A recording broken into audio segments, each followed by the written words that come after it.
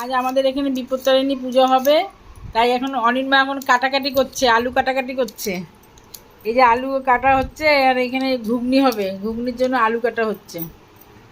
পুজোর জন্য সব রেডি, দিদি এখন জোগাড় যন্ত্র করছে। আর 11টার সময় ঠাকুরমশাই আসবে, এখন সবার সময় রেডি হচ্ছে সব। এখানে লুচির সরঞ্জাম রেডি হচ্ছে, লুচি হবে, এখন ময়দা মাখা হবে। এই যে তেল ঢালাঢালি চলছে, রান্না হবে, তাই মাখা হচ্ছে, লুচি হবে। এখানে 2 কেজি ময়দা আছে। দিদি এখানে ফল বানাচ্ছে। দেখি একটু মুখটা দেখি বৌমা।